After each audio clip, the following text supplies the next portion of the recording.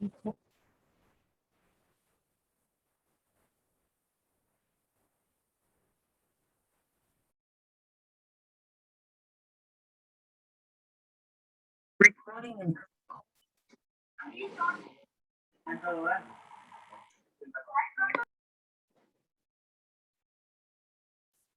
हिमांक, मैं अपने भाई के आईपैड से कर रहा हूँ तो उसका नाम लिखा हुआ आ रहा है इधर, तो उससे कोई दिक्कत होगी क्या?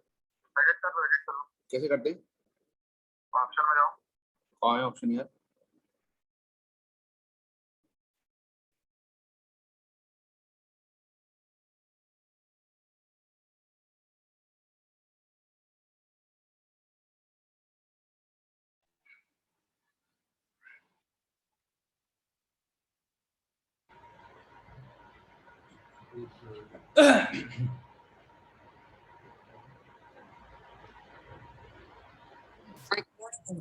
Good morning, students. Good morning, Gaurav. Good morning, madam. Simran, where are other students? Gracie, ask all everyone to join. Okay, ma'am. Video क्यों नहीं दिख रही है? वीडियो नहीं दिख रही है। ये इन्होंने वीडियो ऑफ कर रखा है। ये ना ये इन्होंने ये वीडियो ऑफ किया हुआ है। अभी गौरव भैया मैं करा रही हूँ बच्चों से ज्वाइन।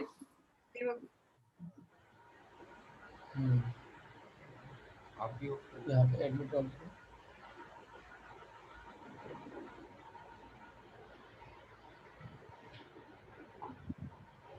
28 लोग हैं।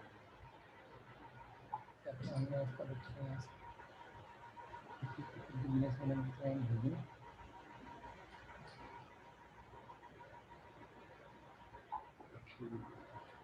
आज कौन सबने अपना नोट किया हुआ है वीडियो बना, तो उनसे पूछ सकते हैं। आप पूछता बोलना है।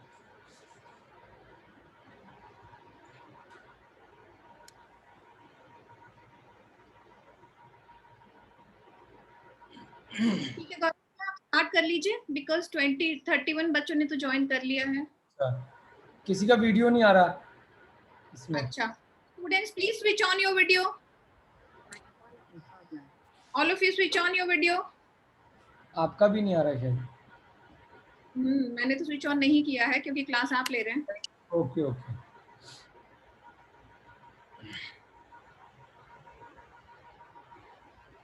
कोई सी काम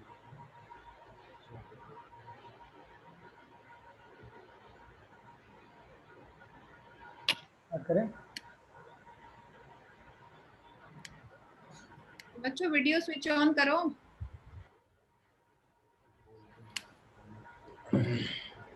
सभी लोग सुन पा रहे हैं?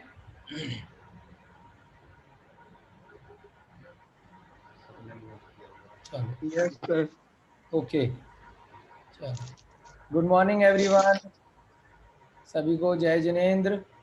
और थोड़ा सा मैं पहले बैकग्राउंड जानना चाहूँगा कि आप लोग एमबीए कौन से ईयर के हैं, या मिक्स हैं सारे बच्चे?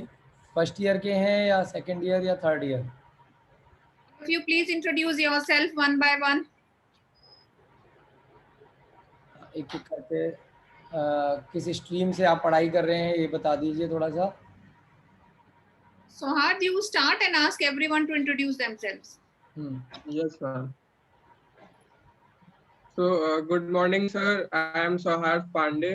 Currently, we are the students of 5th semester and we are pursuing BA History Honors. Okay, BA History Honors, first semester? No, sir, fifth semester. So basically third year. Yes, sir. Okay. तो सारे एक ही classes के हैं सभी students? Yes, sir. MA के भी हैं, MA first year के बच्चे भी हैं। Radhika, introduce yourself. Good morning, sir. Good morning, ma'am. I'm Radhika Singh. I'm from MA second semester history. Okay.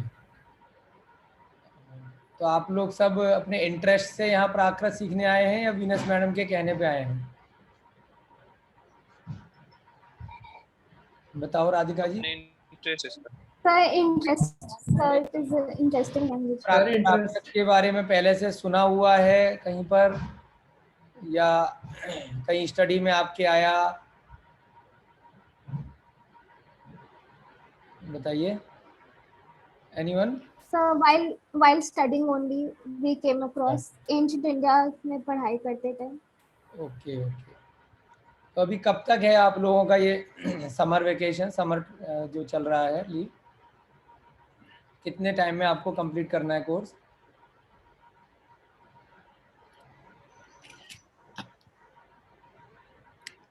Six weeks है गौरव भैया इनके पास। अच्छा, 6 वीक्स में कंप्लीट करना है, ठीक है। चलिए, तो अभी कितने लोगों ने ज्वाइन कर लिया है? 38 पार्टिसिपेंट्स यहाँ पे शो कर रहा है। तो हम लोग Sohart, please maintain attendance of your class. जल्दी से अटेंडेंस लीजिए, ठीक है? And Radhika, you or Simran, ask Simran to take attendance every day. चलिए, तो अभी हम इंट्रोडक्शन बीच बीच में जब आप लोगों के कोई प्रश्न होंगे, कोई क्वेश्चंस होंगे, तब साथ में लेते रहेंगे। और अब हम अपनी क्लास स्टार्ट करते हैं। गौरव भैया 1 मिनट मुझे दे दीजिए। हाँ जी, हाँ जी। See students, this is going to be a certificate course for you. All of you will have to go through a test. After this, those who will qualify will only get the certificate for internship, otherwise you will not. Please attend your class in time because Gaurav Bhaiya has to go for puja at sharp 9:15, so he will not stay back for you people. You all have to switch on your camera. I will be taking a screenshot every day who all has switched on. There will be 2-3 activities you will have to do. One thing is you will be learning Prakrit. Second thing is please try and know about Sansthanam Abhedanam, and you have to do the promotion on of Sansthanam Abhedanam and its work on social media. Third thing, you please ask Gaurav Bhaiya, will he allow you to do some fundraising for the organization, NGO or whatever he wants to do. As your summer internship, we will require 3 things. One is your certificate with proper attendance every day. Second thing is the feedback of Sansthanam Abhedanam, that how you have promoted their activities on social media, that is Twitter, Facebook, Instagram, and whatever you people know. And third is as any assignment given by Gaurav Bhaiya individually or collectively. All right. So everyday attendance is mandatory. Otherwise, you will not get the certificate, and you have to qualify the exam after the classes are over. So Gaurav Bhaiya, thank you. I will leave the class and you can continue. ठीक है, okay, thank you madam. जय Jinendra. Share screen.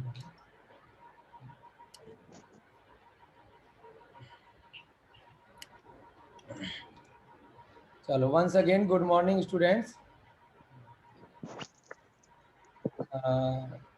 सबसे पहले आज हम लोग यहाँ पर प्राकृत के बारे में कुछ बेसिक डिस्कशंस करेंगे कि प्राकृत लैंग्वेज है क्या, इसका ओरिजिनेशन कैसे हुआ, है ना, और इससे आपको क्या सीखकर फायदा होगा।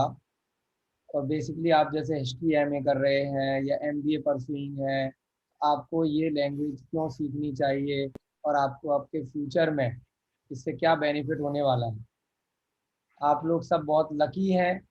मैं तो ये कहूँगा कि आपको ऐसी विश्व की इतनी अभूतपूर्व लैंग्वेज को सीखने का यहाँ पर एक अवसर प्राप्त हुआ है, और इसको आप जितना सीरियसली करेंगे उतना आपको अपनी स्टडीज़ में भी बेनिफिट मिलेगा, और आपके अंदर एक लाइफ में बहुत चेंज आएंगे अगर आप प्राकृत सीख लेते हैं। और प्राकृत में जितने भी पुराने ग्रंथ हैं, कुछ बुक्स हैं, बहुत सारे ऐसे मैन्युस्क्रिप्ट्स आपको पढ़ने को मिल सकते हैं, शिलालेख जो पत्थरों पे लिखे मिलते हैं, उनको भी आपको अध्ययन करने का मौका मिल सकता है। आप लोग आगे चल कर के, जैसे आपने एमबीए कर लिया, तो फ्यूचर में आपको अगर गवर्नमेंट जॉब में तैयारी करनी है या पीएचडी करनी है, आर्कियोलॉजिकल डिपार्टमेंट के लिए आपको तैयारी करनी है, तो प्राकृत सीखने का आपको एक बहुत बड़ा बेनिफिट मिलने वाला है। अगर आप इसका इंट्रोडक्शन भी जानते हैं और जिनकी इसमें आगे रुचि है, तो इसमें आप फर्दर बहुत सारी चीज़ें इसमें रिसर्च कर सकते हैं। ठीक है, तो हम शुरू करते हैं। हमने एक छोटी सी पीपीटी बनाई है, उसके माध्यम से यहाँ पर एक बेसिक इंट्रोडक्शन आज देंगे और फिर आगे इस क्लास को कैसे कंटिन्यू करना है। आपके पास दो ऑप्शंस रहेंगे कि हमने क्लासेस का वीडियोस पहले काफ़ी बार ले चुके हैं, तो यूट्यूब पे काफ़ी वीडियोस डाली हुई हैं, वहाँ से देख सकते हैं। आप लोगों को लगेगा कि डेली बेस पे या फिर ट्वाइस अ वीक या thrice a week classes proper करनी है, तो उसको रेगुलरली आगे भी हम कर सकते हैं। साथ साथ आप यूट्यूब की जो ऑलरेडी डली हुई वीडियोस हैं वहाँ से आप रेफर कर सकते हैं। हम लोग शुरू कर रहे हैं प्राकृत सेशन। मेरा नाम गौरव जैन है, वीगन में साथ में लगाता हूँ थोड़ा डिफरेंशिएट करने के लिए। और आज आप एमईटी स्टूडेंट्स के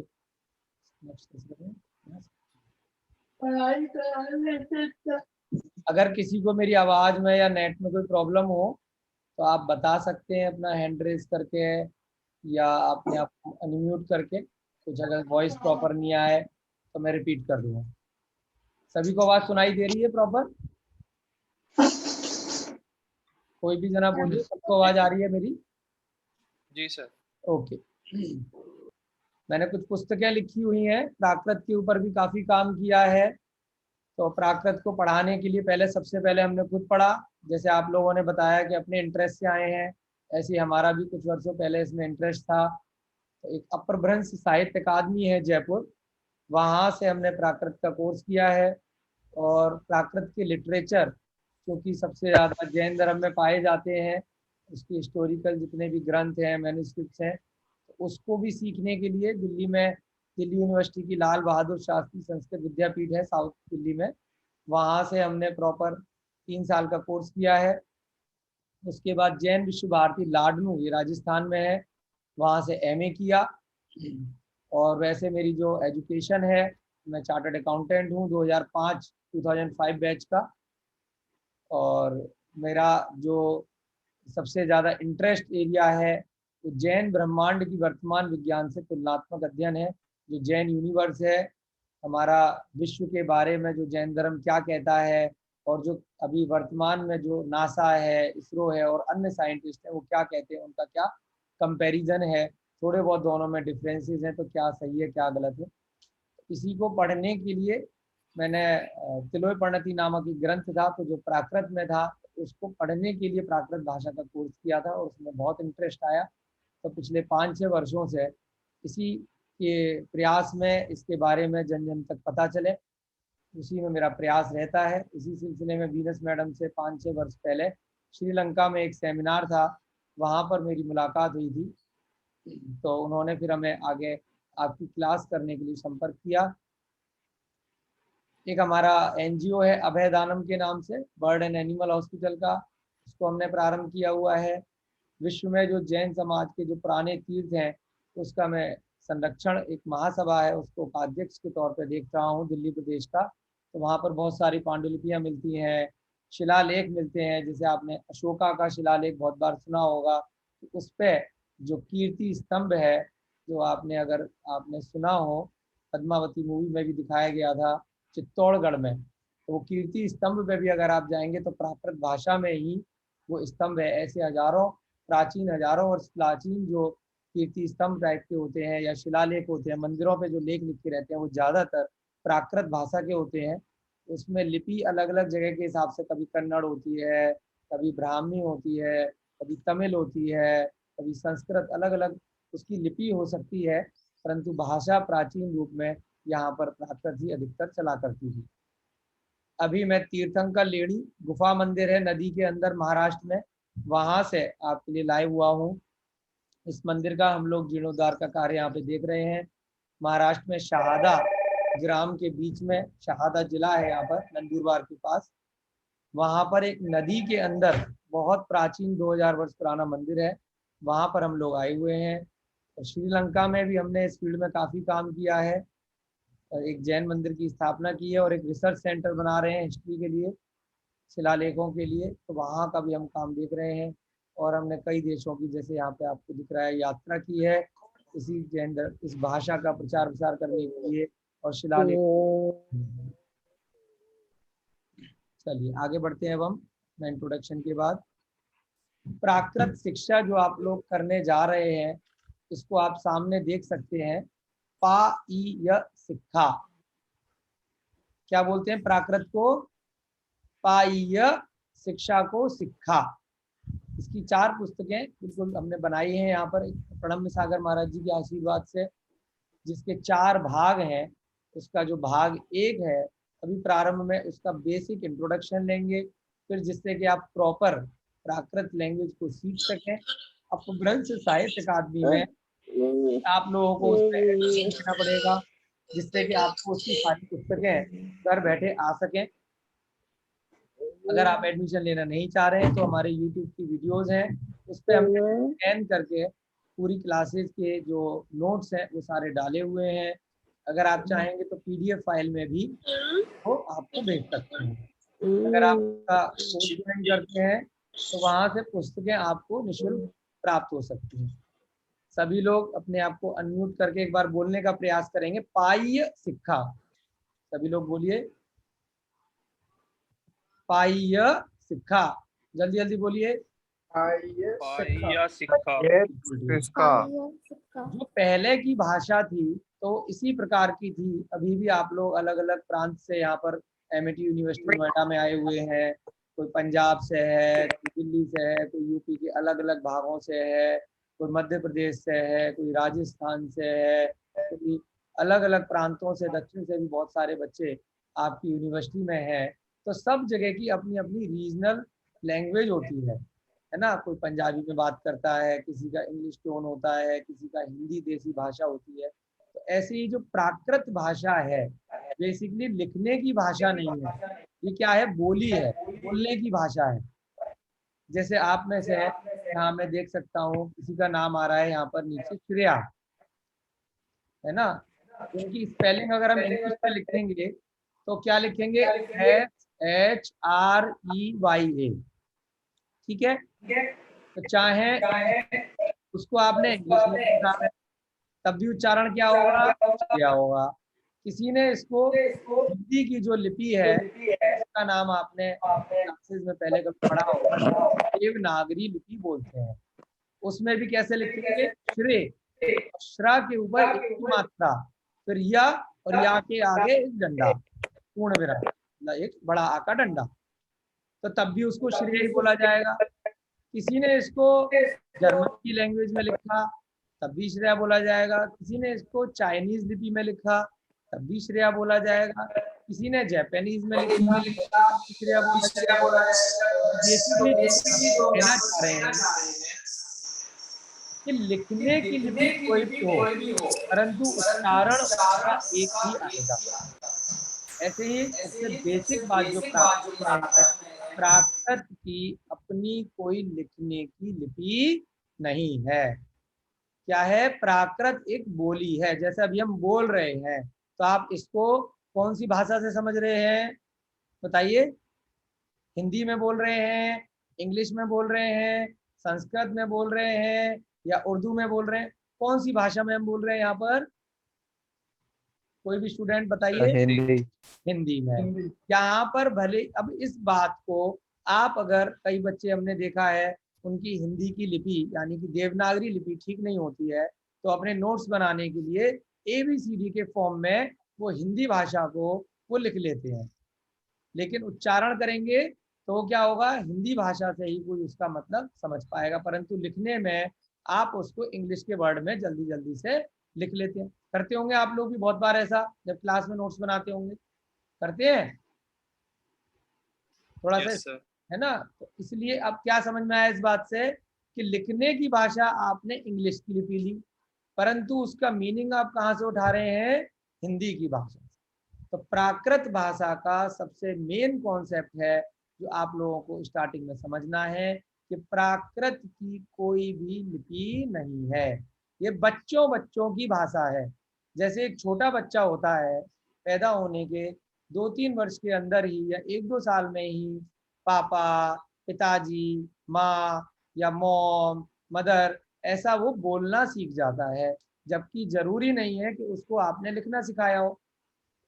सीख जाता है ना सुन सुन के। अभी इस बात से हमने क्या सीखा कि ये प्राकृत इतनी इजी भाषा है, इतनी सरल भाषा है कि उसे बिना लिपि सीखे भी, बिना लिखना का ख ग, ये तो लिखने के लिए बहुत टाइम लग जाएगा, उसको स्कूल में एडमिशन लिखना पड़ेगा, पेन पकड़ना या पेंसिल पकड़ना, कलम पकड़ना उसको सीखना पड़ेगा, पेपर लेना पड़ेगा, कलम दवात बहुत सारे उसको साधन जुटाने पड़ेंगे, उसको सीखना पड़ेगा, तब जाके कोई बच्चा लिख पाएगा। उसको कई वर्ष लग जाएंगे, परंतु वो बोलना सीख जाता है।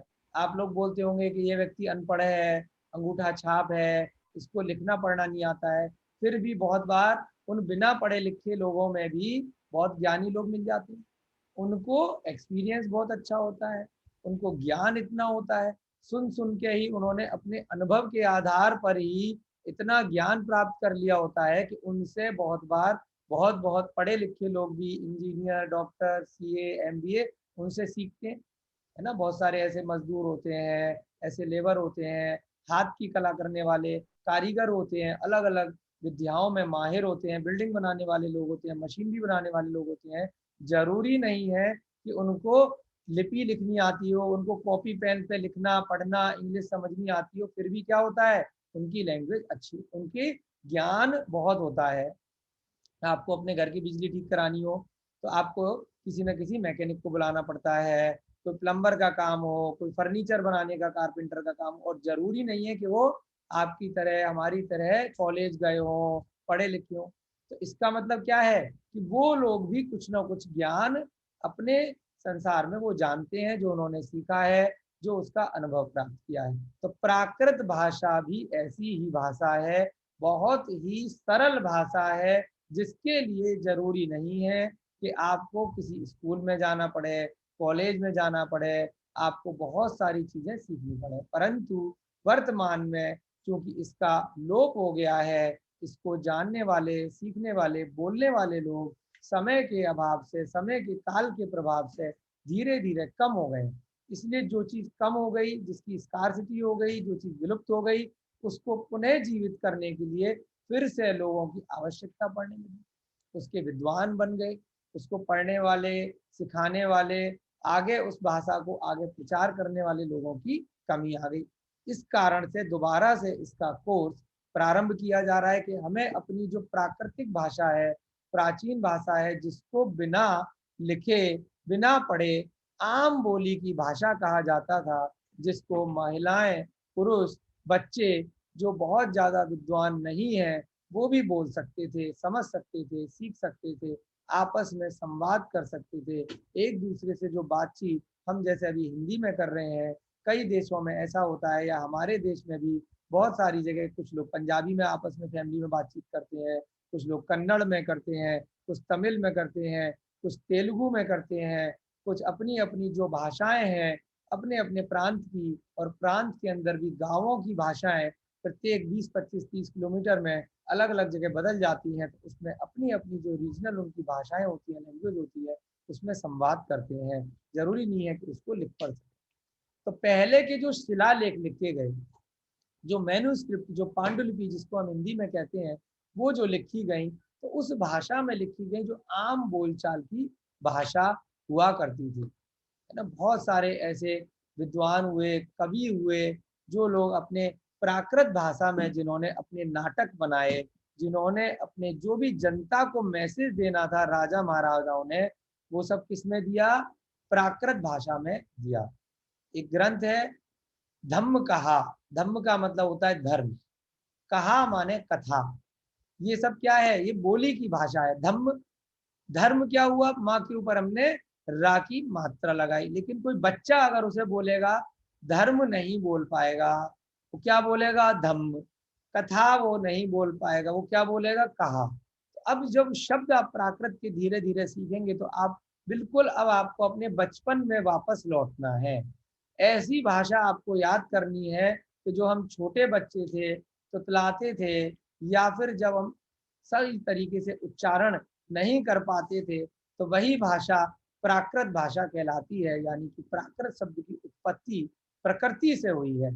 प्रकृति यानी नेचर, जैसे प्रकृति में सर्दी, गर्मी, बरसात इत्यादि होते हैं, और वैसे ही ये भाषा है प्राकृत भाषा, जब सारी भाषाएं विलुप्त हो जाती हैं तो प्रकृति स्वयं में अपने आप से प्राकृत भाषा वापस ले आती है।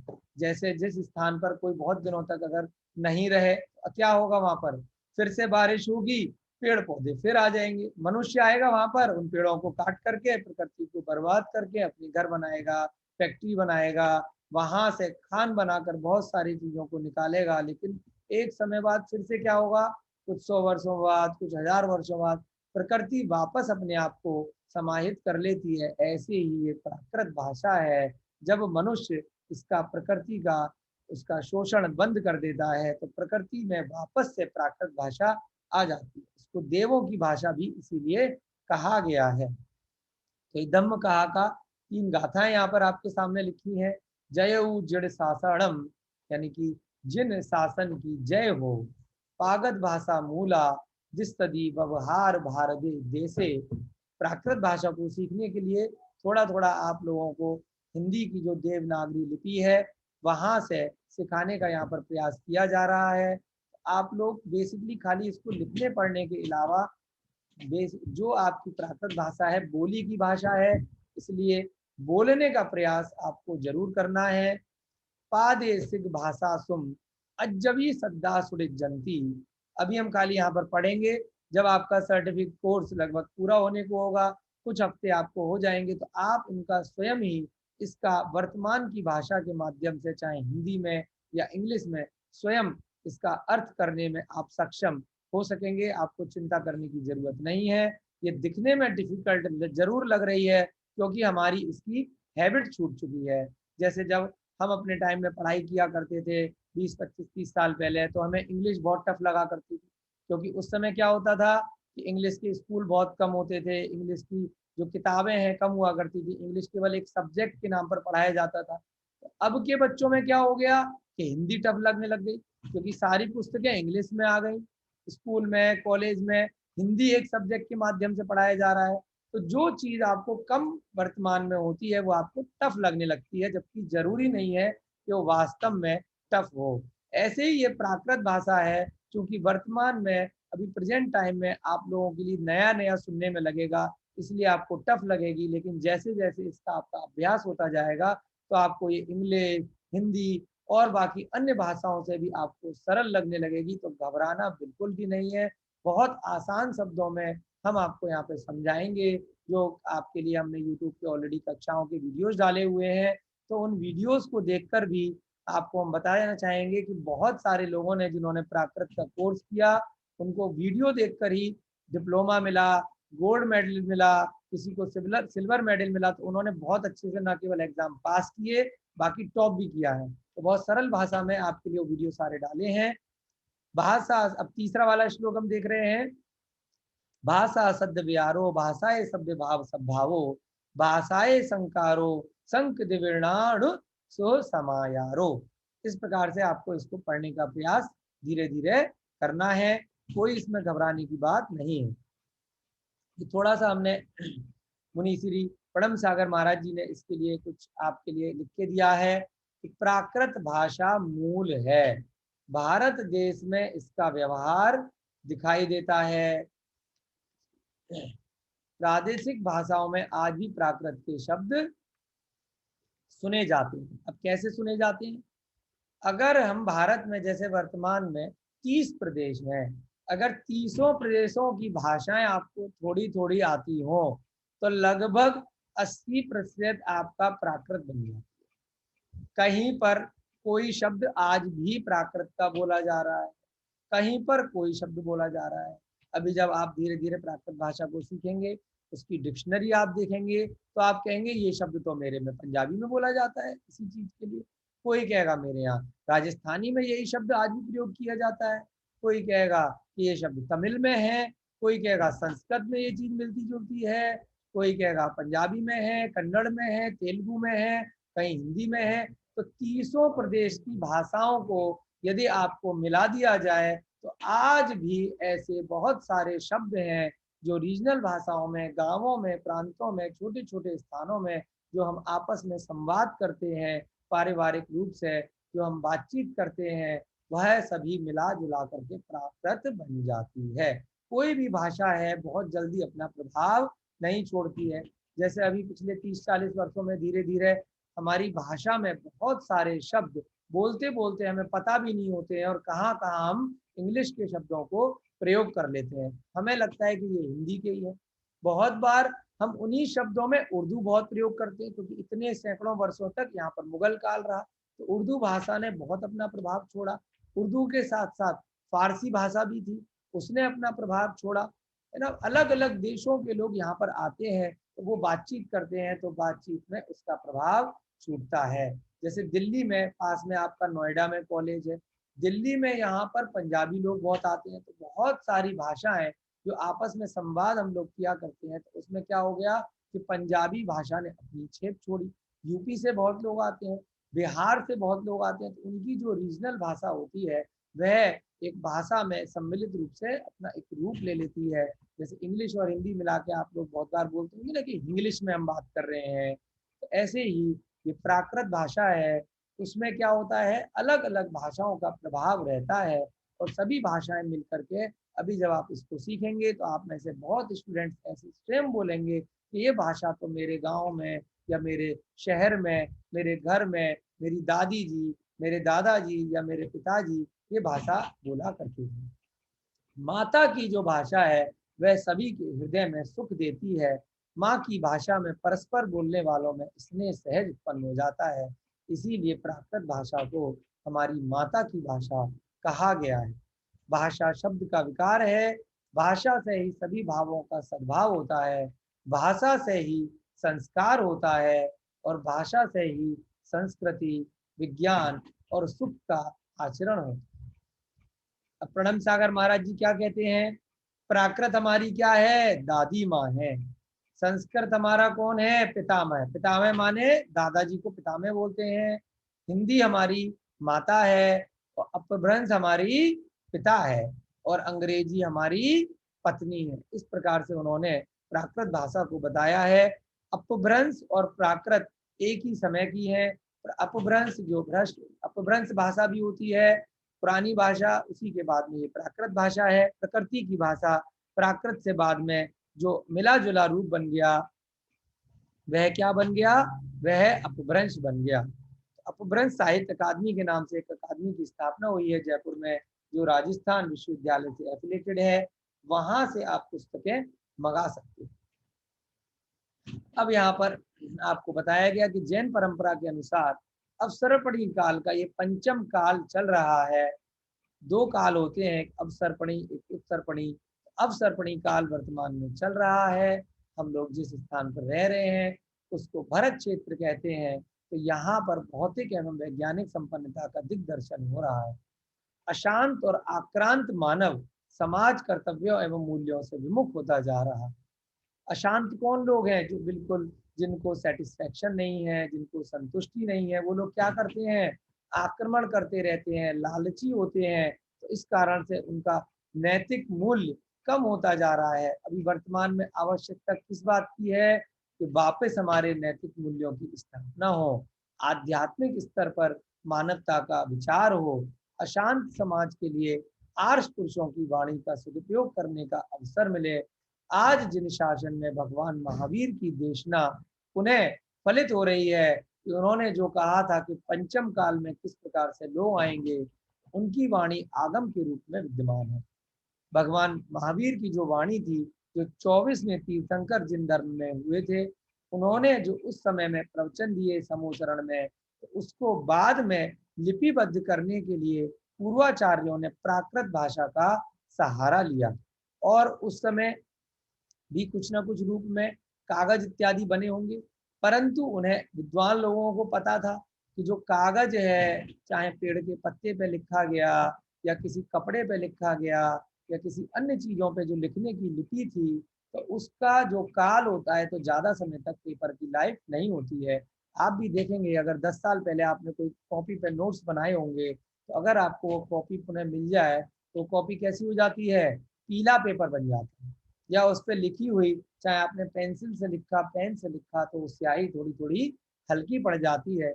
इसलिए जो पहले के लोग थे, उन्होंने जो वाणी को, कि जो भगवान महावीर की वाणी है या जो नैतिक मूल्यों की बातें जो आने वाली पीढ़ियों को बतानी है, तो उसको किसका सहारा लिया? उसको पत्थर पे जाके लिखा, कि पत्थर पे लिखी गई लिपि हो सकता है कई हजार वर्षों तक रह सकते। मूर्तियों का सहारा लिया, चित्रों को हाथ से ना बना के मूर्तियों के माध्यम से बनाया, मैसेज दिए। कई बार आप प्राचीन मंदिरों में देखेंगे, आपने भारत देश में बहुत सारे प्राचीन मंदिरों की अगर दर्शन किए हों, पिकनिक के रूप में ही भले आप गए हों उनको देखने के लिए, तो कहीं ना कहीं अगर आप हिस्ट्री के स्टूडेंट हैं तो आपके दिमाग में जाता है कि हाँ, कुछ ना कुछ चित्रकला के माध्यम से, मूर्तियों के माध्यम से कुछ मैसेज देने का प्रयास किया गया। तो क्यों उन्होंने ऐसा किया? कि आने वाले समय में जरूरी नहीं है कि भाषा को लोग समझ पाएं, तो मूर्तियों से, चित्रकला के माध्यम से जो वो व्यक्ति है जो मैसेज देना चाहता है वो आगे दे सके। ऐसे ही आपने अशोक का नाम सुना होगा, जिसके चिन्ह अशोक स्तंभ के रूप में आज भी हमारे नोट पे भी छपता है। हमारे भारत सरकार का जो हर जगह सरकारी जो उसका चिन्ह होता है, वहां पर आज भी वो अशोक स्तंभ आप भी बनाया जाता है। आपने 4 शेर देखे होंगे ना, बनी रहते हैं 4 तरफ, नोट पे भी देखे होंगे आपने आज भी। तो वो उन्होंने क्यों बनाए? कुछ मैसेज देने का उनका उसका फल था, कि इससे हम आगे कुछ मैसेज देना चाह रहे हैं। तो ऐसे ही प्राकृत अगर किसी को नहीं आ रही है, अगर आगे नहीं आ रही, तो प्राचीन मंदिरों में क्या है कि कुछ ना कुछ मूर्ति कला के माध्यम से या चित्रों के माध्यम से आगे मैसेज देने का प्रयास किया गया है। तो वहीं पर कहीं कहीं पर जहाँ पर मूर्तियां बनी रहती हैं, चित्रकलाएं बनी रहती हैं, तो कुछ अभिलेख भी लिखे होते हैं। वो अधिकतर आप जब अध्ययन करेंगे तो आप पाएंगे कि वो प्राकृत भाषा के होते हैं। बोलने की भाषा प्राकृत की होती है, और लिखने की भाषा उस स्थान पर जिस लिखने की भाषा का ज्यादा प्रभाव है। जैसे आप कर्नाटक यदि चले जाएंगे तो जितनी भी प्राकृत के अभिलेख आपको मिलेंगे वो कन्नड़ लिपि में मिलेंगे। आप केरल चले जाएंगे, तमिलनाडु चले जाएंगे, तो वहां पे केरल की लिपि होगी, या तमिलनाडु में तमिल की लिपि होगी। ऐसे ही आप राजस्थान में चले जाएंगे तो वहां पर कुछ कुछ देवनागरी जैसी लिपि होगी। पंजाब में चले जाएंगे तो पंजाबी होगी, और आप अगर बंगाल में चले जाएंगे तो बंगाली लिपि होगी। पश्चिम बंगाल में कोलकाता साइड आप जाएंगे तो बंगाली लिपि में होगी। परंतु उसको समझने के लिए आपको प्राकृत भाषा का सहारा लेना पड़ेगा। लिखने वाला व्यक्ति बता देगा कि ये आ है, क है, ग है, ख है, फ है, परंतु जो उसका अर्थ निकालने के लिए आपको किसी प्राकृत भाषा के विद्वान से संपर्क करना पड़ेगा। तो आपको 2 चीजें सीखनी है, एक तो प्राकृत भाषा, और साथ में क्या सीखना है? लिपि। यदि आपको पांडुलिपियों का अध्ययन करना है, जिस स्थान पर जाएंगे वहां की भाषा आपको सीखनी है। जैसे हम कई वर्षों से श्रीलंका में काम कर रहे हैं, तो श्रीलंका में जो हमें पांडुलिपियां मिली या जो पत्थरों के शिलालेख मिले, वो हमें सिंगला भाषा की मिली। कौन सी भाषा की मिले?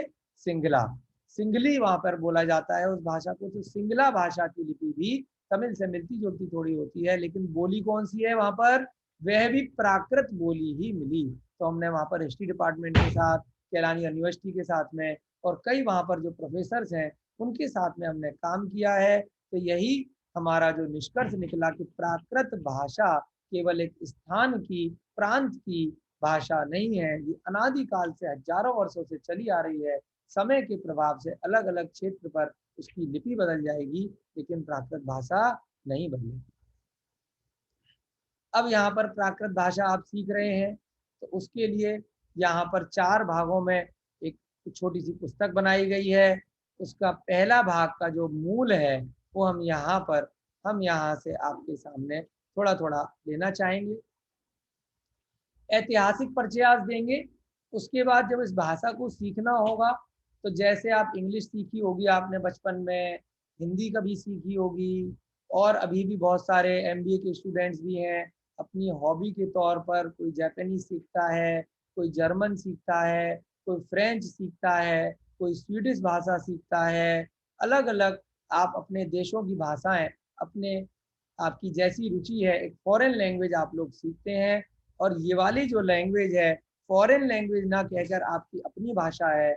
हम कई बार जैसे विदेश यात्रा पे जाते हैं तो वहाँ पर हम एक इंटरेस्ट देखते हैं कि हम जैसे बुल्गारिया एक बार गए थे, यूरोप में हम वियना 2 बार गए, तो वहाँ पर एक अजीब सा इंटरेस्ट जो फॉरेन स्टूडेंट में होता है, उसे आप कह सकते हैं एक तरह का पागलपन होता है। खास तौर से जर्मन बेल्ट के लोग, नॉर्वे के लोग, यूरोप के सारे कंट्रीज में ज़्यादातर जो स्टूडेंट्स होते हैं, उनके जो रुचि है वो संस्कृत सीखने में इतना ज़्यादा उनको क्रेज है। और हम अपने भारत में देखेंगे तो संस्कृत सीखने वाले लोग बहुत कम हैं। संस्कृत बाहर के लोगों में, लंदन में भी प्राकृत सीखने के स्टूडेंट्स इतनी तेजी से बढ़ रहे हैं, और हमारे देश के लोग फॉरेन लैंग्वेज सीख रहे हैं, और वहाँ के लोग यहाँ आकर प्राकृत, संस्कृत ऐसी भाषाएं सीख रहे हैं। उसका प्रमुख कारण क्या है कि वहाँ पर वो लोग यहाँ के ग्रंथों की रिसर्च करना चाहते हैं। यहाँ पर आकर के पांडुलिपियों में, जब हम यहाँ पर कॉलेजेस में जाकर प्राचीन पांडुलिपियाँ देखते हैं, तो यहाँ हम देखते हैं, शॉकिंग चीज देखते हैं कि भारतीय लोग तो 1-2 होंगे, और यहाँ जो रिसर्च करने के लिए इन पांडुलिपियों के, प्राकृत भाषा के, अगर मान लीजिए 100 लोगों का बैच है, तो 80-90 लोग विदेशी होते। लाडनू विश्वविद्यालय से, जहाँ से हमने अभी MA का कोर्स किया, वहाँ पर 4 महीने प्रत्येक वर्ष केवल विदेशियों के लिए उन्हें शिविर लगाना पड़ता है, और उसमें भी उनको रिजर्व करनी पड़ती है, सीट मना करना पड़ता है। सैकड़ों की संख्या में हर साल विदेशी लोग आकर ये प्राकृत भाषा और ये सारी प्राचीन भाषाएं सीखते हैं, और हम लोग क्या करते हैं, हम विदेश में भागते हैं। तो हमें अपनी भाषा को सबसे पहले खुद सीखना है। इसमें शर्म बिल्कुल महसूस नहीं करनी है कि संस्कृत सीखने वाला, प्राकृत सीखने वाला या भारत की रीजनल भाषाएं सीखने वाला अनपढ़ है, गंवार है, इसको अंग्रेजी नहीं आती है, यह कम पढ़ा लिखा है, ऐसा हमें जो दुर्भावना है अपने मन से बिल्कुल निकालनी है। क्योंकि जब आप एक बार प्राकृत सीख जाएंगे और आप गलती से कभी भी फॉरेन देश में जाके, किसी यूनिवर्सिटी में जाके ये बात बता देंगे, तो वो लोग आपके आगे पीछे घूमेंगे। क्यों? क्योंकि उनके यहाँ इतने सारे ग्रंथ, इतनी सारी पांडुलिपियाँ, इतनी सारी चीजें आपके पास होंगी कि वो आपके पीछे पड़ जाएंगे कि आप कुछ भी पैसे ले लो, आप बस इसको डिसाइफर करके बता दो कि ये क्या लिखा है। हम कीनिया गए, इथोपिया गए, और बहुत सारी जगह गए, तो जब हमने थोड़ा सा लैंग्वेज उनको बताई वहाँ के प्रोफेसर को कि हमें इसका थोड़ी बहुत ज्ञान है, तो उन लोगों ने बहुत हमें सम्मान दिया कि भाई आप इसका यहाँ से ट्रांसलेट करके बताओ। हमारे पूज्य बाबूजी निर्मल कुमार जैन सेठी जी, जिनका इस वर्ष देहांत हो गया, उनके साथ हमने बहुत रिसर्च फील्ड में पिछले 4-5 वर्षों से काम किया। आपको इसलिए सारा बैकग्राउंड बता रहे हैं कि जो भी बच्चा इस प्राकृत भाषा को सीख कर आगे अपनी लाइफ भी अगर इसमें बनाना चाहेगा, तो बहुत स्कोप है। इतनी अच्छी आपको इसमें सैलरी मिल सकती है, आपको डॉक्टरेट की उपाधि मिल सकती है, और आप इसमें रिसर्च फील्ड में अपनी पुस्तकें लिख सकते हैं। आप स्वच्छंद रूप से अपना फ्रीलांसर के रूप में भी काम कर सकते हैं। आपको इसमें पे, अन्य जो बहुत सारे, जो आपको लगता है कि अच्छी इनकम है, अच्छी सैलरी है, इस फील्ड को अगर आप अपना कैरियर बनाना चाहते हैं, तो आपको न केवल इसमें इनकम भी अच्छी हो सकती है, और साथ साथ आपको इतना अथाह ज्ञान पांडुलिपियों में मिलेगा जो पहले के विद्वानों ने लिखा है, उसको सुन करके, पढ़ करके आपको बहुत नॉलेज इसमें मिलने वाली है। ये श्रमण परंपरा में वैदिक युगीन व्रात्य आदि प्राचीन प्राकृत का व्यवहार करते थे, जो सामने आपकी पीपीटी है उसमें हम देख देख के आपको साथ साथ बताएंगे, और साथ साथ जो बेसिक बातें हैं वो भी आपको अपने दिमाग में बिल्कुल फीड करके रखनी है। इसकी पूरी क्लास की रिकॉर्डिंग भी कर रहे हैं, जिससे बाद में किसी को निकल गया हो, कोई क्लास बीच में छूट जाए, तो इसको दोबारा से सुन सकें। और पीपीटी भी हम आपको ग्रुप पर वीनस मैडम के माध्यम से भिजवा देंगे या ईमेल कर देंगे, और जो जो पुस्तकें आप चाहेंगे सब आपको मिलेंगे। श्रमण परंपरा के जो महापुरुष थे वो भगवान महावीर थे। उन्होंने भी अपनी बात को समझाने के लिए प्राकृत को अपना सहारा बनाया। क्यों बनाया? क्योंकि उनको ज्यादा लोगों को समझाना था।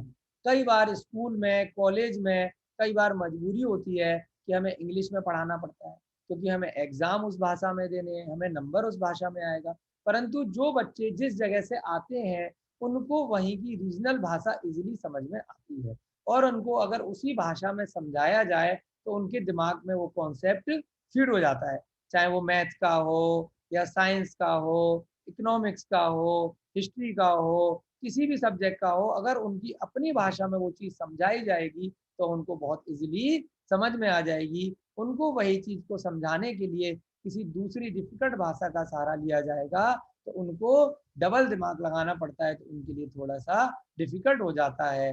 लेकिन भगवान महावीर का क्या उद्देश्य था कि ज्यादा से ज्यादा लोगों को ये चीज समझ में आए, इसीलिए उन्होंने उपदेशों को किस में समझाया, प्राकृत में समझाया, जिससे कि वो भाषा सबके समझ में आए, है ना। प्राकृत भाषा में पूर्वाचार्यों ने भगवान महावीर के उपदेश को रखा।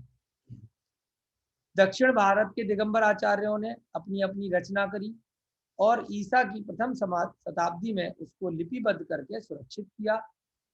दिगंबर परंपरा के अनुसार ईसा पूर्व प्रथम शताब्दी में गणधरचार्य कसायपुट नामक ग्रंथ की रचना शौर सैनी प्राकृत में 180 गाथा सूत्रों में की। जैन ग्रंथ के अंदर दो भेद होते हैं, दिगंबर और श्वेतांबर, दोनों में प्राकृत चलती है क्योंकि प्राचीन भाषा है।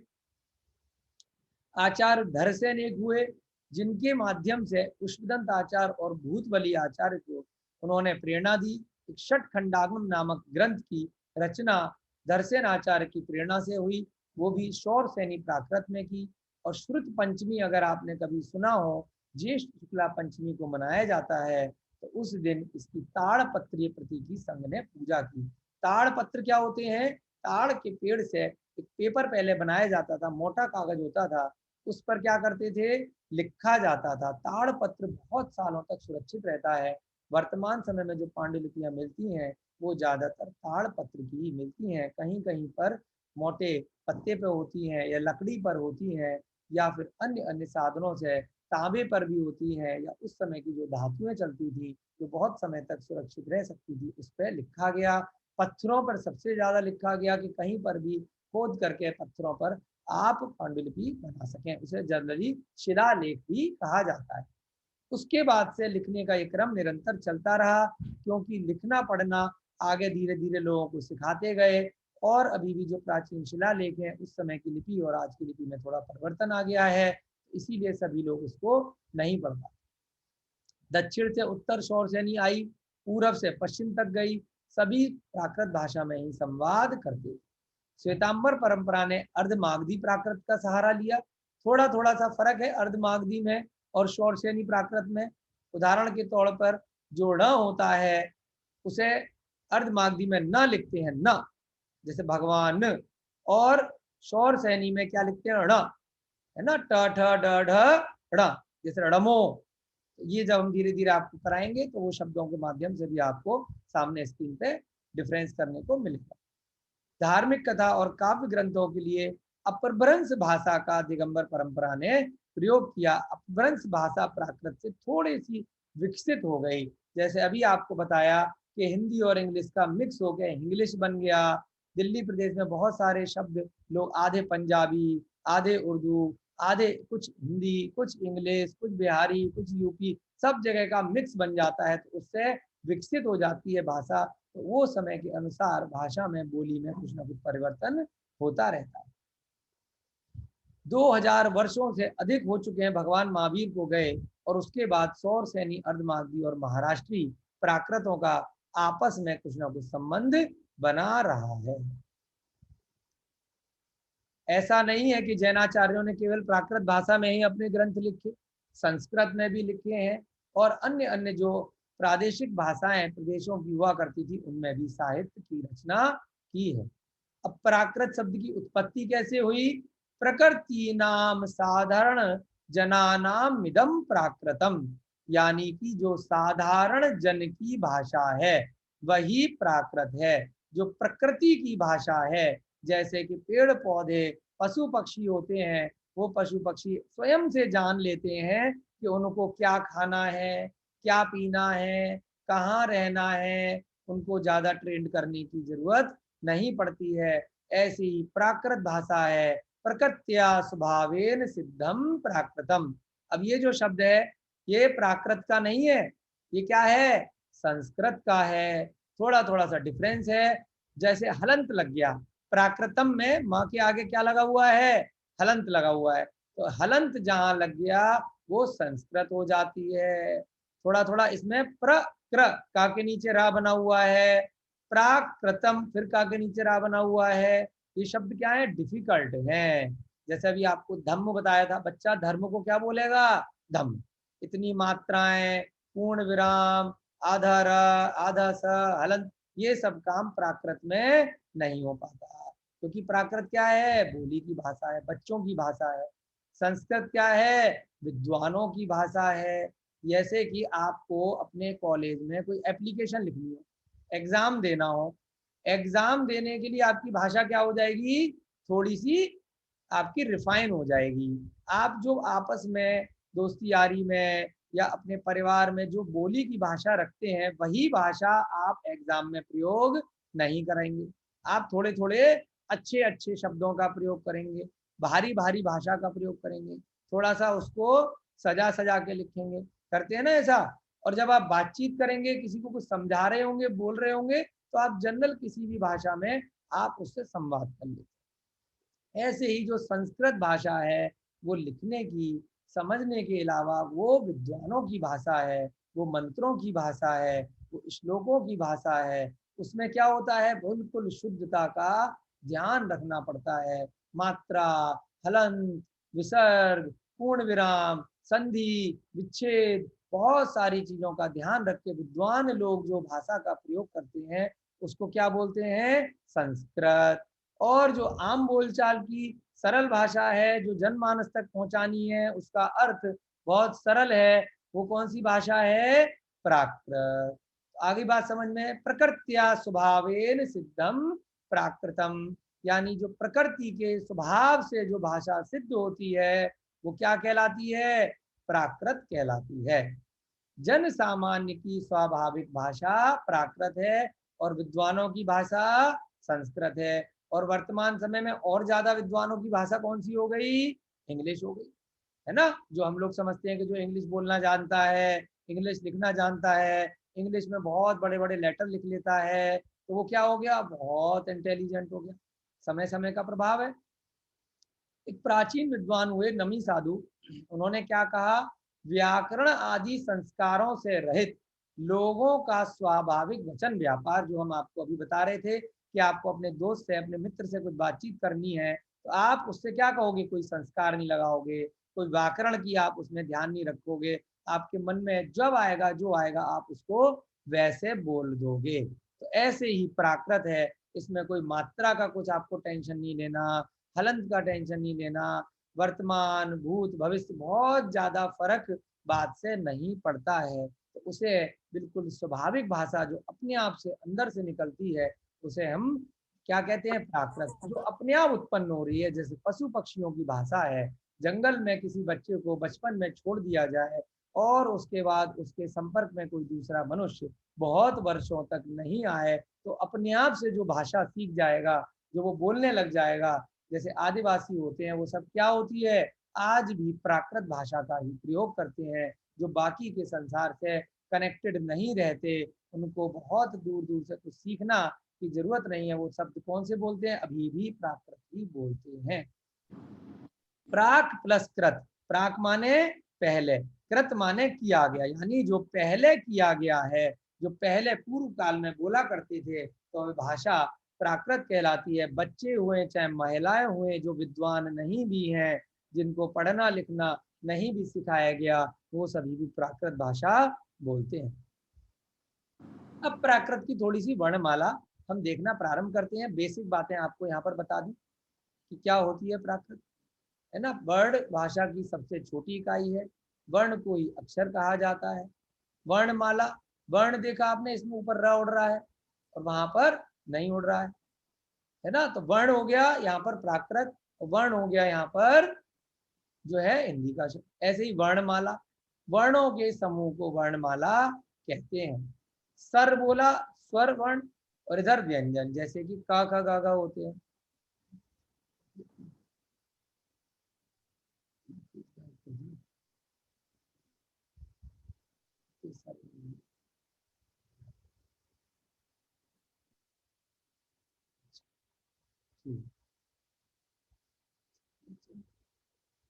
यहाँ पर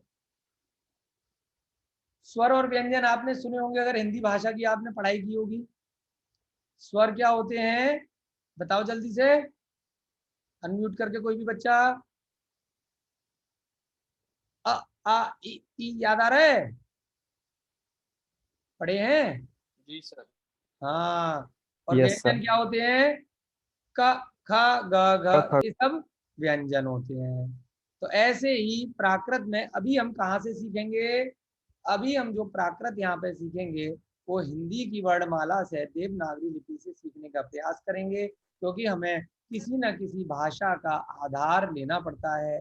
अब मान लीजिए कोई भाषा है, जैसे आप गुजरात में गए तो गुजरात की लिपि भी वही है देवनागरी, लेकिन उनकी बोली की भाषा बदल जाती है। हम नेपाल गए 2 वर्ष पहले, तो नेपाल में जाके हमें पता चला कि वो लोग भी यही काका गागा लिखते हैं, लेकिन वो बोलते दूसरी भाषा में है, नेपाली में। तो उनको अगर प्राकृत सीखनी है तो नेपाली भाषा का सहारा लेना पड़ेगा। देवनागरी लिपि होती है जो बहुत सारे प्रदेशों में, हमारे देश में जैसे महाराष्ट्र में आप चले जाएं, अभी हम महाराष्ट्र में बैठे हुए हैं यहाँ पर तीर्थंकर लेणी में, कुछ गिनती के 2-4 शब्द हैं बस, जैसे ल है ना, 1-2 शब्द और हैं जिनके लिखने में थोड़ा सा फर्क आ जाता है, परंतु लिपि कौन सी है? सेम देवनागरी। परंतु महाराष्ट्र में यहाँ पर बोली कौन सी जा रही है? मराठी। बोली बिल्कुल हिंदी से अलग है, आसानी से हम नहीं समझ पाते। तो ऐसे ही कई प्रदेशों में लिपि सेम होती है। ऐसे ही जो इंग्लिश की जो लिपि है ABCD से लेकर Z तक, वो यूरोप में बहुत देशों में सेम चलती है। जर्मन में जाएंगे, स्वीडन में जाएंगे, और फ्रांस में जाएंगे, बहुत जगह आपको, इटली में जाएंगे, वही इंग्लिश की ABCD वाले जो 26 अक्षर हैं 26, वही सारे मिलेंगे, परंतु शब्द आगे पीछे उसके अलग हो जाएंगे, बोलने का तरीका टोटल चेंज हो जाएगा, लिखने का तरीका टोटल चेंज हो जाएगा। तो लिपि तो एक लिपि बहुत ज्यादा भाषाओं में प्रयोग की जा सकती है, परंतु बोली सबकी अलग अलग हो जाती है। तो ऐसे ही अभी हम वर्तमान में जो प्राकृत का कोर्स करेंगे, हम यहाँ पर देवनागरी लिपि से उसका आधार लेंगे। अमेरिका में भी बहुत लोग प्राकृत सीख रहे हैं, यूरोप में भी बहुत लोग प्राकृत सीख रहे हैं। तो वहाँ पर वो लोग क्या हमें फ़ोन करते हैं हमारी वीडियोस देखकर या क्लासेस शिविर अटेंड करके कि हमें इंग्लिश की लिपि से पूरा सिखाओ, है ना। तो उनके लिए हम स्पेशल प्रयास करते हैं कई बार कि भाई इंग्लिश से कन्वर्ट करके उनको हम प्राकृत सिखाएं, कम से कम कोई सीखना चाह रहा है हमारे देश की प्राचीन भाषा। बहुत लोग ऐसे हमें मिलते हैं। तो इसका मतलब कि अभी बहुत ज़्यादा इसमें पुस्तकें नहीं बनी हैं। यदि आप लोग प्राकृत भाषा का आने वाले समय में विद्वान बनना चाहते हैं तो आपके लिए बहुत स्कोप है। आपको फॉरेन में इतने स्टूडेंट्स मिल सकते हैं और आपको इनकम का भी कोई प्रॉब्लम नहीं आएगा।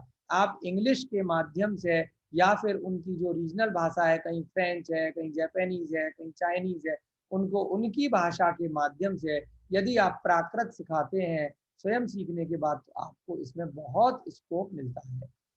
तो यहाँ पर प्राकृत भाषा में ए और औ स्वर ए और ओ के रूप में प्रयोग किए जाते हैं। यहाँ पर ह्रस्व स्वर में क्या है? अ, ई, उ, ए, औ, और यहाँ पर औ नहीं होता। यहाँ पर जैसे अ का क्या बन गया? दीर्घ में आ, ई से ई, उ से उ, ए की जगह जो आई हम लिखते हैं हिंदी वाली लिपि में, यहाँ पे वो आई नहीं होता। ऐसे ही ओ का जो औ करते हैं वो भी यहाँ पर नहीं होता। व्यंजन वर्णों का उच्चारण स्वरों की सहायता से होता है। व्यंजनों की संख्या 29 है। अब यहाँ से आप चार्ट में देख सकते हैं, व्यंजन बोलते हैं व्यंजन को प्राकृत में। जो ब्रैकेट में लिखा है वो प्राकृत का शब्द है बोलने के लिए।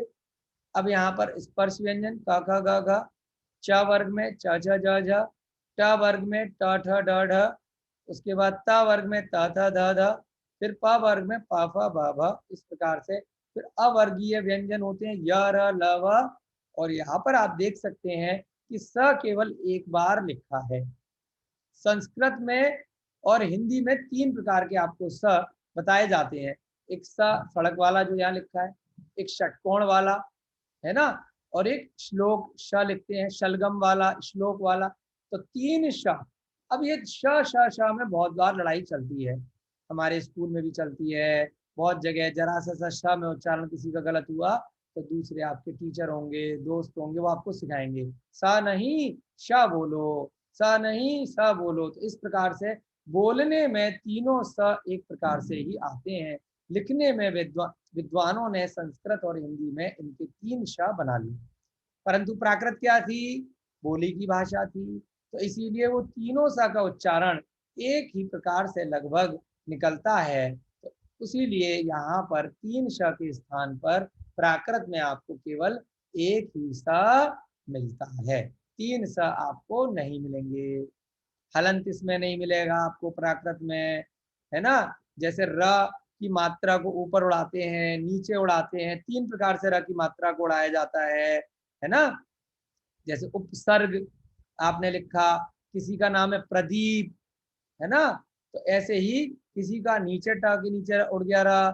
तो 3 प्रकार से र की मात्रा उड़ाई जाती है हिंदी संस्कृत में, परंतु यहाँ पर ऐसा प्रयोग आपको देखने को नहीं मिलेगा। अब ये आपका बेसिक बातें, आज का जो भूमिका थी वो हमने आपको बताई है। अब आपको बच्चों एक एक्स्ट्रा काम करना है। यदि आपको पुस्तकें अपने घर पे मंगानी है और बहुत ही प्रोफेशनल तरीके से अच्छे से सर्टिफिकेट कोर्स इसका करना है, तो जहाँ से हमने इसका कोर्स सबसे प्रारंभिक रूप से आज से 6 साल पहले किया था, तो हम उसी का आपको यहाँ पे लिंक बता रहे हैं। राजस्थान यूनिवर्सिटी है, जैसे आपकी एमिटी यूनिवर्सिटी है, आप लोग यदि संभव हो तो वहाँ से इस कोर्स को रजिस्टर्ड कर सकते हैं। 1 हफ्ते के अंदर आपको सारी उसकी 2-3 पुस्तकें वहाँ से कोरियर के द्वारा मिल जाएंगी, और आप हमारा कुछ यूट्यूब के हमने वीडियो डाले हुए हैं, वहाँ से सीख सकते हैं। बाकी हम वीनस मैडम से और आप लोगों की सर्वसम्मति से ये चर्चा करेंगे कि हमें हफ्ते में कितनी क्लासेज यहाँ पे लगानी है। साथ साथ आप यूट्यूब की वीडियो भी देख सकते हैं, जिससे आप बहुत अच्छे से धीरे धीरे करके अभ्यास कर सकें कि क्या क्या उसका आपको मटेरियल पढ़ना है।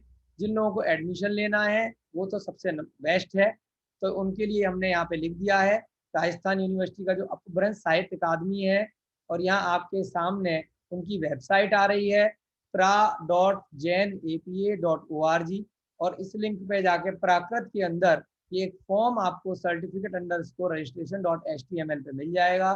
2-3 पेज का फॉर्म है, उसको भर के आपको 600 रुपये का या तो डीडी बना के भेजना चाहें या डीडी भेज सकते हैं, या फिर उनके अकाउंट डिटेल मंगाकर आप उनको अकाउंट में भेज सकते हैं। तो सारी पुस्तकें आपको इनकी मिल जाएंगी। अब इस 600 रुपये में क्या क्या शामिल है? इस 600 रुपये में आपको सारा बुक्स, मटेरियल और इनका एग्जामिनेशन फीस जो इनका इनकी यूनिवर्सिटी का होता है, करस्पॉन्डेंस के माध्यम से भी होता है। और दिल्ली में, साउथ दिल्ली में आपका कुतुब होटल के पास में कुंद भारती एक जगह है, बहुत बड़ा इंस्टीट्यूट है, जहाँ पर पांडुलिपियों का बहुत बड़ा भंडार है। वहाँ पर आपको देखने को भी मिलेगा, वहाँ पर बहुत सारे विद्वान भी मिलेंगे आपको। बहुत बड़ी लाइब्रेरी है यहाँ दिल्ली की सबसे बड़ी प्राकृत की, कुंद भारती के नाम से JNU के पास में है ये, है ना। हौज खास मेट्रो से ज़्यादा दूर नहीं है, आप लोग उसका एड्रेस भी देख सकते हैं। वहाँ पर आपका एग्ज़ाम होगा 2 दिन, वो दिसंबर में होगा, उससे पहले भी हो सकता है अगर आप उनसे बात करें, है ना। तो आपको एक प्रोफेशनल राजस्थान यूनिवर्सिटी का प्राकृत का एक सर्टिफिकेट आपको मिल सकता है। तो जो भी लोग आगे इसमें कैरियर बनाना चाहते हैं, केवल एक यहाँ पर समर ट्रेनिंग के अलावा ये जो आप कोर्स कर रहे हैं आपको जीवन में बहुत काम आने वाला है। आपने जो चीज़ सिलेक्ट करी है, केवल एक समर ट्रेनिंग की फॉर्मेलिटी के लिए कि हमारे मार्क्स मिल जाएंगे या हमें एक सर्टिफिकेट मिल जाएगा, हमारी मैडम ने हमें बोला है तो हमें ज़बरदस्ती बैठना है ना। तो अगर जो बच्चे ऐसे करेंगे तो चलो ठीक है, एक काम उनका हो जाएगा। लेकिन जो लोग इस क्लास को सीरियसली करेंगे और आगे इसमें प्रोफेशनली परस्यू करना चाहते हैं, तो PhD में भी आपको हेल्प मिलेगी। हम भी अभी वर्तमान में अपनी PhD कर रहे हैं इसी विषय पर। मंगलायतन यूनिवर्सिटी जो अलीगढ़ से है, वहाँ हमारी PhD चल रही है। MET से भी हमारा मन है कि कुछ वहाँ से भी हम आपकी यूनिवर्सिटी से भी इसमें PhD में कुछ भरेंगे अभी इस साल। आप यहाँ से कोर्स कर सकते हैं, और यहाँ कर हमने लिंक भी दिया हुआ है। शकुंतला जैन वहाँ पे मैडम है, ये भी डॉक्टर हैं, इनका फ़ोन नंबर भी दे रखा है हमारे रेफरेंस से, आप वहाँ पे इनसे बात कर सकते हैं। इस लिंक पे क्लिक करके आप यहाँ से फॉर्म डाउनलोड कर सकते हैं। इसके अलावा यहाँ पे हमने सैंपल का फॉर्म यहाँ पे दिया हुआ है कि इस प्रकार से आपको भेजना है। अंग्रेजी में भी आप फॉर्म भर सकते हैं। और यहाँ पर जो हमने ऑलरेडी जिस प्लेलिस्ट को डाला हुआ है उसके लिंक दिए हुए हैं। गौरव जैन वीगन हमारा यूट्यूब पर एक हमने बनाया हुआ है चैनल, वहाँ पर प्राकृत की प्लेलिस्ट है। जो सर्टिफिकेट कोर्स है उसमें आपको 2 पुस्तकें आती हैं, एक प्राकृत रचना सौरभ, रचना माने व्याकरण आपको कैसे करना है, क्या उसमें आपको क ख ग घ संधि विच्छेद और कैसे मात्राएं लगानी है, वर्तमान काल, भूतकाल, भविष्य काल, बहुत सारे कृदंत होते हैं, है ना। जैसे इंग्लिश में आप पढ़ते हैं कि हमें टेंस पढ़ने हैं, प्रेजेंट टेंस, फ्यूचर टेंस, है ना, और आपका विधि एवं आज्ञा ऑर्डर वाला जो इसमें होता है। तो इस प्रकार से बहुत सारे इसमें आपको व्याकरण सीखनी पड़ेगी। जैसे आप इंग्लिश में संवाद कर लेते हैं, हिंदी में कर लेते हैं, तो वैसे ही धीरे धीरे आपको संवाद करना भी सीखना है, बातचीत करनी भी सीखनी है। और दूसरी प्लेलिस्ट जो प्लेलिस्ट 2 है, तो जो प्राचीन ग्रंथ हैं, पांडुलिपियां हैं, वो किस भाषा में जैसे लिखी हैं, तो कुछ कुछ श्लोक यहाँ पर गद्य पद्य, गद्य माने होता है कि जो कहानी है, पद्य माने जो आपके पद्य हैं, श्लोक हैं, कविताएं हैं। तो गद्य पद्य सौरभ में कुछ आपके सैंपल के माध्यम से यहाँ पर श्लोक दिए गए हैं, तो उसकी प्लेलिस्ट दूसरी बनी हुई है। इसके माध्यम से आप बहुत आराम से सीख सकते हैं। और आज हम आप पहले आप ये वाला वीडियोस देखिए थोड़े से आज जा करके। जो बच्चे एडमिशन लेना चाह रहे हैं वो बच्चे एडमिशन ले लीजिए इसमें, है ना। और अगर एडमिशन नहीं भी लेना चाह रहे हैं तो हमारी क्लासेस की वीडियोस में जिस जिस दिन जो जो क्लास कराई है उसका स्क्रीनशॉट पूरा डाला हुआ है, उसके पेजेस डाले हुए, वहाँ से भी आप डाउनलोड कर सकते हैं। फीस इसलिए बिल्कुल भी उन्होंने ज़्यादा नहीं रख रखी, 600 रुपये में उससे ज़्यादा की तो पुस्तकें ही आ जाती हैं, उसी की कॉस्ट पड़ती है, कोरियर से भेजते हैं और एग्जामिनेशन फीस भी होती है। तो केवल आपको बुक्स की ही कॉस्ट वो यूनिवर्सिटी वाले लेते हैं, इसमें वो लोग कोई ज़्यादा पैसे नहीं लेते हैं। तो आप वहाँ से डायरेक्ट पुस्तकें मंगा सकते हैं, तो आपको आगे बहुत काम आएंगी। तो इसमें आपको कुछ घबराने की दिक्कत नहीं है, हम यहाँ पर आपकी पूरी तरह से सहायता करेंगे। मीनस मैडम से आप हमारा नंबर भी ले सकते हैं और यहाँ पर हमने अपना मेल आईडी भी दिया हुआ है। और जो लोग प्राकृत अच्छे से सीखेंगे, अब जैसे 6 वीक का आपका कोर्स है, उसके बाद या 6 वीक पूरे होने से ठीक पहले आप सभी का एक एग्ज़ाम दिया जाएगा। उस एग्ज़ाम में आपसे जो प्रश्न पूछे जाएंगे, उसके बाद आपको जो बच्चे उसमें एक पासिंग मार्क्स जो लेकर आएंगे, उसमें उनको सभी को सर्टिफिकेट दिया जाएगा। अब जिन लोगों को कुछ पूछना हो तो वो बच्चे पूछ सकते हैं अपने को अनम्यूट करके यहाँ पर।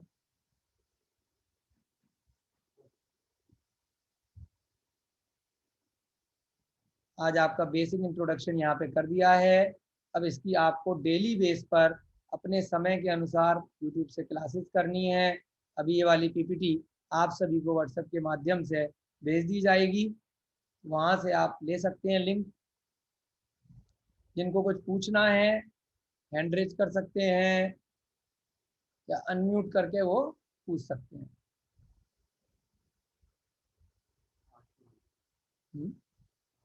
ये है सौहार्द अनम्यूट है, ये है, ऐसे करें आह्वान, अनम्यूट कर लीजिए जिसको पूछना है। गुड मॉर्निंग सर, मैं आपसे ये पूछना चाह रहा था कि प्राकृत और देवनागरी का आपने बताया कि कहते हैं जैसे धम्मा है वो एक्चुअली धर्म है, लेकिन उसको धम्म बोलते हैं। जैसे बच्चा होना चाहिए, तो क्या उसमें र नहीं होता है? हाँ, र ऊपर नहीं चढ़ाया जाता धर्म में, क्योंकि बच्चों की भाषा है। आप अगर कहीं बच्चे को जाके कुछ शब्द बोलेंगे, वो अपनी भाषा में बिल्कुल शुद्ध उच्चारण नहीं कर पाएगा। धर्म बोलने के लिए हमको अभ्यास कराया गया बहुत सालों तक, इसलिए हमें उसकी आदत पड़ गई, सुनकर देखकर जैसे बोला गया, बार बार लिखना सिखाया गया। तो प्राकृत में जो बेसिक शब्द हैं वो बिल्कुल नेचुरल हैं। तो बहुत सारे शब्द आप धीरे धीरे देखेंगे कि र की मात्रा उसमें नहीं होती। जैसे विसर्ग है, वो लिखने में ही आपको पता चलेगा कि ये विसर्ग है ना। आप जब उसको अगर बोली की भाषा में कहेंगे तो विसर्ग का उच्चारण आएगा ही नहीं। ऐसी हलंत है, तो हलंत का उच्चारण ढंग से नहीं आ पाएगा, वो तो हम लिखने में हलंत लगा देते हैं। ऐसे ही जो हम दीर्घ स्वर, ह्रस्व स्वर या बहुत सारी मात्राएं होती हैं, र ऊपर नीचे चढ़ाया जाता है हिंदी में, संस्कृत में, वो प्राकृत में उसका प्रयोग नहीं किया जाता। बहुत इजी भाषा है, हमें लग रहा है क्योंकि हम उस भाषा को भूल चुके हैं, इसलिए हमें डिफिकल्ट लगेगी, लेकिन जब आपका अभ्यास हो जाएगा तो आप कहेंगे ये तो हमारी वर्तमान की लैंग्वेज से भी बहुत इजी है, लेकिन उसके लिए हमें पुनः अच्छे से अभ्यास करना पड़ेगा, डेली प्रैक्टिस करनी पड़ेगी। और पूछिए कोई। जी सभी लोग यहाँ पर इंटरेक्टिव रहेंगे तो अच्छा लगेगा, हमें लगेगा कि सब लोग केवल लैपटॉप को या मोबाइल को ऑन करके इधर उधर नहीं चले गए हैं।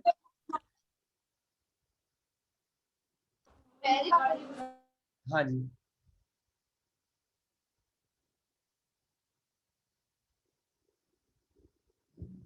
सभी बच्चों को थोड़ा सीरियसली क्लास करनी है। अब आप लोग कॉलेज में हैं, है ना, 12th के स्टूडेंट नहीं है, और ये जो आपका 3rd ईयर चल रहा है, इसी से आपका आगे का प्रोफेशनल कैरियर डिसाइड होगा।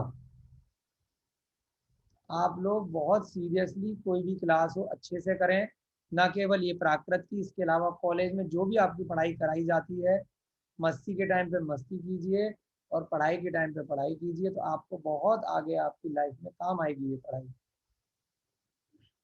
बताइए, जब तक आप प्रश्न नहीं पूछेंगे तो हमें पता कैसे चलेगा कि सब लोगों ने क्लास अटेंड करी है या नहीं करी है, या मोबाइल ऑन करके वीडियो बंद करके कहीं घूमने चले गए हैं।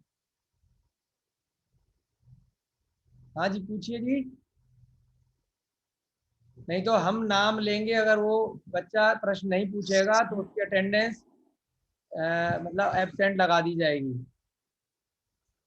सर, दरअसल मैंने जो आपसे पूछा था थोड़ी देर पहले, उसके पीछे रीजन यही था। मैं इसलिए पूछा था क्योंकि वो कॉमन लॉ की भाषा थी, तो मुझे लगा इस रीजन की वजह से उसमें वो वाला पर्टिकुलर ऐसे टाइप के कॉम्प्लिकेशंस टाइप जो ऊपर लगाते हैं, ऐसे टाइप ऊपर कहीं आधा लग गया, हलंत लग गया, तो वो कॉमन लॉ की बात है। हम जब बात करते हैं अपनी रोजाना की, तो उसमें भी हम लोग यूजुअली थोड़ा सिंप्लीफाई करके बोल देते। बिल्कुल, मैंने इसलिए पूछा। नहीं बिल्कुल ठीक कहा आपने। ये रोहित पूछें, अगर रोहित नहीं पूछेंगे तो उनकी एब्सेंट लगाई जाएगी, इसका मतलब मोबाइल ऑन करके चले गए। मिस्टर रोहित, जो बच्चा नहीं पूछा, क्योंकि यहाँ पर हमें लग रहा है ऐसा कि लोग अपना मोबाइल ऑन करके शायद चले गए हैं। Yes sir, Rohit Chauhan present. ओ, पूछिए, कुछ भी प्रश्न पूछिए, हम किसी से भी पूछ सकते हैं, है ना, और जो अगर अटेंड नहीं करेगा तो उसकी एब्सेंट लगाई जाएगी। पूछिए रोहित जी, आपको समझ में आया कुछ? जी सर। बताइए, प्राकृत भाषा के बारे में आपने क्या सीखा, कुछ भी बोलिए, तो पता चलेगा कि आपने अटेंड की या नहीं करी है पूरी क्लास। ये जूम की क्लास का थोड़ा एक ड्रॉबैक है कि लोग ऑन कर देते हैं और ध्यान कहीं और होता है। कॉलेज में तो आप सामने बैठे होते हैं, थोड़ा सा आपको सुनना पड़ेगा। बताइए, कुछ समझा रोहित जी आपने? जी सर। सर, आम जनता की भाषा थी, पुराने टाइम में कम्युनिकेट करते थे लोग इससे। तो इस भाषा को सीखने का आपका उद्देश्य क्या है, क्या फायदा मिलेगा आपको? उद्देश्य सर, फायदा ये है कि हमारी पुरानी भाषा है, अपनी क्या नाम है, अपना पीछे का सीखने को मिलेगा, प्राकृत भाषा है। देखो सभी बच्चे, मेन इसका आपको एम ध्यान होना चाहिए। जैसे आप एमबीए कर रहे हैं तो कुछ बच्चों का टारगेट होता है कि हमें गवर्नमेंट जॉब में एमबीए हिस्ट्री काम आएगा, किसी का टारगेट होता है कि हमें पीएचडी करनी है। तो प्राकृत सीखने का सबको एक माइंड में टारगेट होना चाहिए कि प्राचीन भाषा में हमें कुछ ऐसा ज्ञान मिल सकता है जो वर्तमान में हमारे वैज्ञानिकों के पास में, या हमारे अभी के जो विद्वान हैं, जो प्रोफेसर्स हैं, जरूरी नहीं है उनके पास में वो चीज़ें हों। हो सकता है हम उसमें अभी रिसर्च ही करे जा रहे हों और वह चीज़ पुराने लोग पहले से आगे के बारे में बहुत सारी चीज़ें लिख के चले गए हों। तो इसीलिए हमें उस भाषा को सीखना है, तो जिससे हम वो वाली पुस्तकें पढ़ सकें या वहाँ से हम ऐसे कोई शिलालेखों का अध्ययन कर सकें, उसको वर्तमान समय में उसका अर्थ निकाल सकें। तो जो अल्टीमेट गोल आपके माइंड में होगा, केवल एक गोल ये नहीं होना चाहिए कि इससे हमें सीख करके कुछ नौकरी करनी है, कुछ हमारे नाम के आगे एक डिग्री एक्स्ट्रा लग जाएगी, हमें तनख्वाह ज़्यादा मिल जाएगी, कि हमें इतनी सारी लैंग्वेज आती हैं।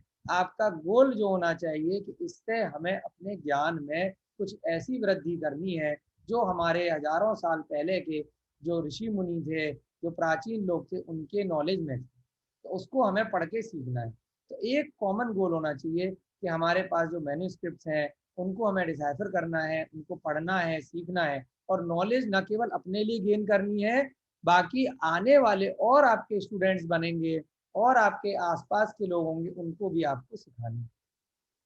तो इस मिशन के साथ में आप सभी लोग ज्वाइंट में अगर काम करेंगे तो बहुत अच्छा लगेगा। अब और किसी को प्रश्न पूछना है? ये आदर्श खंडूरी। हाँ जी, आदर्श जी बोलिए। जी सर, मुझे आपको ये पूछना था कि हम जो अगर प्राकृतिक के बारे में हम पढ़ाई करेंगे, हाँ। तो क्या प्राकृत की इतिहास के बारे में भी बताएंगे हमें? बिल्कुल बताएंगे, इतिहास के बारे में बताएंगे, किन किन ने इसमें काव्य लिखे। बहुत सारे ऐसे कवि हुए हैं, बहुत फेमस कवि भी हुए हैं जिन्होंने अपने नाटकों में, है ना, ये प्राकृत भाषा का ही सहारा लिया है